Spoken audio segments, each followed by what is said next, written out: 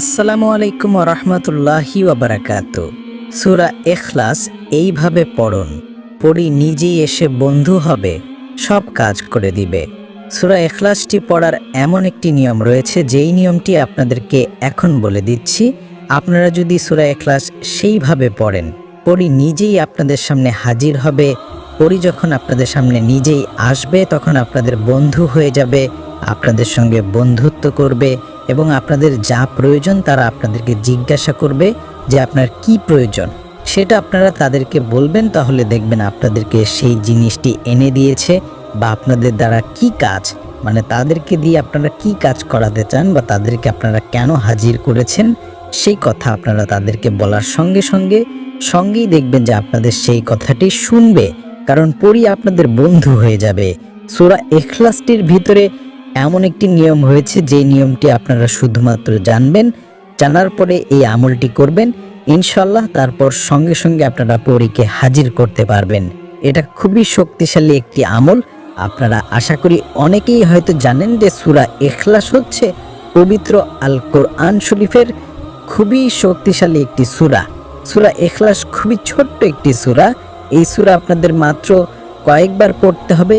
কয়েকবার আপনারা এইভাবে পড়া মাত্রই দেখবেন পড়ে নিজেই আপনাদের সামনে এসে বন্ধু হবে, আপনাদের সকল কাজ করে দিবে। আর আপনারা এই আমলটি একদম সহজভাবে করতে পারবেন, কারণ আমি আপনাদেরকে চেষ্টা করব যথেষ্ট সহজভাবে এই আমলটির নিয়ম জানিয়ে দেওয়ার জন্য। তবে আপনাদেরকে তো এখনই সহজভাবে এই আমলটির নিয়ম জানিয়ে দিব। তো তার আগে আপনারা এখনই এই ভিডিওটিতে যারা লাইক দেননি লাইক দিবেন, এবং আপনারা আগে থেকে চ্যানেলটি যারা সাবস্ক্রাইব করে রেখেছেন আপনাদের জন্য অনেক বেশি ভালোবাসা রইল।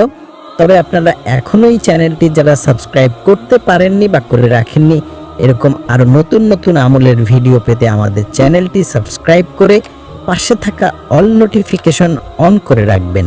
এই আমলটি কিন্তু আপনারা সকলেই করতে পারবেন, যেমন ছেলে মেয়ে ছোট বড় এবং সকল ধর্মের মানুষরা এই আমল করতে পারবেন। কিন্তু আপনাদের সকলকে সূরা ইখলাসটি জানা থাকতে হবে, কারণ সূরা ইখলাস ছাড়া এই আমল করলে আপনাদের কোনো রেজাল্ট আসবে না। এই আমলটির যে মেইন উদ্দেশ্য সেটাই হচ্ছে সূরা ইখলাস। আপনারা আশা করি বুঝতে পেরেছেন। আপনারা কিভাবে মুখস্থ করবেন, যাদের মুখস্থ নেই, তো আপনাদের সকলের সুবিধার জন্য এখন মাত্র একবার সূরা ইখলাসটির তেলাওয়াত আপনাদেরকে শোনাবো। ইনশাআল্লাহ আপনারা সকলে মনোযোগ দিয়ে শুনবেন। আউযু বিল্লাহি মিনাশ শাইতানির রাজীম। বিসমিল্লাহির রহমানির রহিম। কুল হুয়াল্লাহু আহাদ, আল্লাহুস সামাদ, লাম ইয়ালিদ ওয়া লাম ইউলাদ ওয়ালাম ইয়াকুল লাহু কুফুয়ান আহাদ। আশা করি আপনারা সূরা ইখলাস তেলাওয়াত শুনতে পারেন। তো আপনারা যারা সূরা ইখলাস তেলাওয়াত শুনতে পেরেছেন, আপনারা কিন্তু অবশ্যই এই ভিডিওটির কমেন্টে মাত্র 3 বার আমিন লিখবেন। আপনারা চাইলে 3 বারের বেশি আমিন লিখতে পারেন। আপনাদের আরো বেশি সুবিধার জন্য এখন এই ভিডিওটির স্ক্রিনে শুধুমাত্র বাংলায় লেখা উচ্চারণ দিয়ে দিচ্ছি। এইটা আপনারা দেখতে পাচ্ছেন, এখান থেকে দেখে আপনারা সকলে সূরা ইখলাসটি মুখস্থ করতে পারবেন। এখান থেকে দেখে বাংলায় উচ্চারণ আপনারা একদম সহজভাবে মুখস্থ করতে পারবেন। আপনাদেরকে একদম স্পষ্টভাবে দিয়ে রেখেছি, আপনারা মুখস্থ করে নেবেন। আর আপনারা কিন্তু কোনোভাবেই যদি সূরা ইখলাস পড়ে এই আমল করার সময় ভুল করেন, তাহলে কিন্তু হবে না। আপনাদের অবশ্যই সঠিকভাবে সূরা ইখলাসটি পড়তে হবে। তো আপনাদেরকে তো এখনই আমলটির বিষয়ে অনেক কিছু জানিয়ে দিলাম। এখন যে মেইন পয়েন্ট রয়েছে এই আমলটি করার জন্য শুরু থেকে শেষ পর্যন্ত নিয়ম, সেটা বলে দিচ্ছি। আপনারা এই ভিডিওটি যদি সম্পূর্ণ না দেখেন, বিশেষ করে এখন থেকে যদি আপনারা মনোযোগ দিয়ে আমার কথাগুলো না শোনেন, তাহলে কিন্তু কখনোই এই আমলটির নিয়ম আপনারা করতে পারবেন না। কারণ এখন গুরুত্বপূর্ণ এই আমলটির নিয়ম বলে দিচ্ছি। তো এই আমলটি করার জন্য প্রথমত আপনাদের অবশ্যই এই যে ভিডিওটি রয়েছে এই ভিডিওটি সম্পূর্ণ দেখতে হবে, এবং এই ভিডিওটির মাধ্যমে যেই মেইন নিয়মগুলো বলে দেওয়া হবে সেই নিয়মগুলো মানতে হবে। মানার পর তারপর আপনাদের এই আমলটি করার সময় ওযু করতে হবে। আর আপনারা অনেকে হয়তো ভাবছেন যে এই আমলটি কোন সময় করবেন। এই আমলটি কিন্তু আপনারা যে কোনো সময় করতে পারেন। সেটা দিনের বেলা হতে পারে, সেটা রাতের বেলা হতে পারে, সেটা অন্য যে কোনো টাইমে হতে পারে। কিন্তু শুধুমাত্র একটি সময় আপনাদের এই আমলটি করা যাবে না। তো সেই সময়টি আপনাদেরকে বলে দেই, সেই সময়টি হচ্ছে আজানের সময়। তো 5 ওয়াক্ত যে নামাজ হয়, আমরা যে 5 ওয়াক্ত নামাজ পড়ি, ফজর, জোহর, আসর, মাগরিব ও এশার, এই যে নামাজগুলো রয়েছে, এই নামাজের যে আজান রয়েছে, শুধুমাত্র এই আজানের সময় বাদ দিয়ে আপনারা এই আমলটি করবেন। আশা করি বুঝতে পেরেছেন।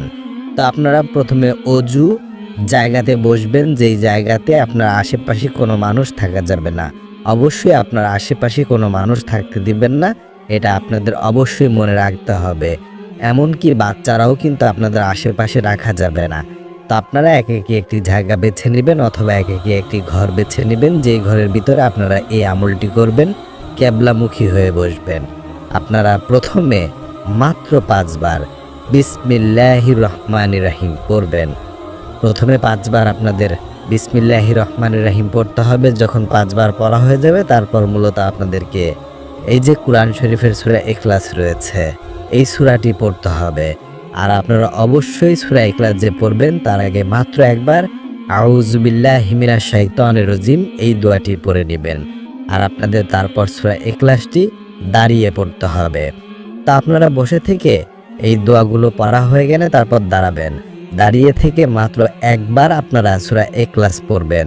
তখন কিন্তু আপনারা মনে মনে পড়বেন না, আপনারা উচ্চ স্বরে অথবা জোরে জোরে তেলাওয়াত করে পড়বেন।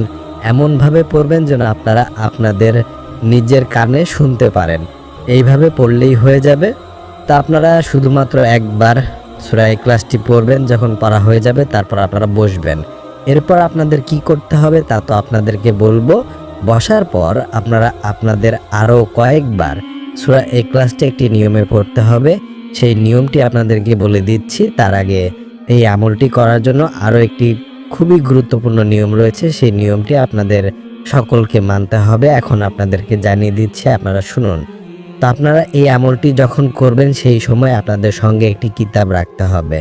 কারণ আপনারা যদি সেই কিতাবটি এই আমল করার সময় আপনাদের সঙ্গে না রাখেন, তাহলে কিন্তু আপনারা দেখতে পারবেন না এবং পরীক্ষা হাজির করতে পারবেন না। অবশ্যই এই আমলটি করার সময় আমাদের দেয়া কিতাব আপনাদের সঙ্গে রাখতে হবে। সেই কিতাবটির ভিতরে পবিত্র আল কোরআন শরীফের এমন কিছু আয়াত এবং এমন কিছু নকশা রয়েছে, যেগুলো আপনাদের সঙ্গে থাকলে আপনাদের কোনো ক্ষতি করবে না। আপনারা দেখতে পারবেন, খুব সহজে হাজির করতে পারবেন এবং তাদেরকে আপনারা যা বলবেন তাই শুনবে। এতক্ষণ আপনাদেরকে এই আমলটির যে নিয়মটি জানিয়ে দিলাম, আশা করি আপনারা সেই নিয়মগুলো বুঝতে পেরেছেন। আপনি কি পরী বাধ্য করতে চান? একটি পরী বাধ্য করে সেই পরীকে দিয়ে জটিল এবং কঠিন কাজ করিয়ে নিতে চান? আপনার সকল কাজকর্ম পরীকে দিয়ে করাবেন। পরী বাধ্যকরণের জন্য এই কবচটি আমরা অনেক ঘাটাঘাটি করে, অনেক সাধনা করে তৈরি করেছি। যার কাছে এই কবচটি থাকবে, তার সাথে পরী বাধ্য হয়ে থাকবে, বন্ধু হয়ে থাকবে। সামান্য হাতিয়া দিয়ে এই কবচটি নিতে যোগাযোগ করুন। যখন আপনাদের সূরা ইখলাসটি দাঁড়িয়ে থেকে সেভাবে পড়া হয়ে যাবে, তখন আপনারা যখন বসবেন, বসার পর আপনাদের সূরা ইখলাসটি পড়তে হবে মাত্র 40 বার। একটু কষ্ট করে আপনারা 40 বার পড়বেন বিসমিল্লাহির রহমানির রহিম সহকারে। আশা করি বুঝতে পেরেছেন। যখন পড়া হয়ে যাবে, তারপর আপনারা চোখ বন্ধ করবেন। বন্ধ করে আপনারা শুধুমাত্র 1 মিনিট অথবা 2 মিনিট থাকবেন। থাকার পর আপনারা আস্তে আস্তে চোখ খুলবেন। চোখ খুললেই দেখবেন আপনাদের সামনে একটি পরী এসেছে অথবা পরী হাজির হয়েছে। তো আপনারা অবশ্যই সেই পরীর সঙ্গে বন্ধুত্ব করে নেবেন। তারা নিজেরাই আপনাদের বন্ধু হয়ে যাবে ইনশাআল্লাহ। আর আপনারা এইভাবে আমলটি করবেন, কেউ ভুল করবেন না। তো আপনারা যারা নামাজ পড়েন না, সকলে 5 ওয়াক্ত নামাজ পড়বেন। তো বন্ধুরা, সকলে ভালো থাকুন, সুস্থ থাকুন। আসসালামু আলাইকুম ওয়া রাহমাতুল্লাহ।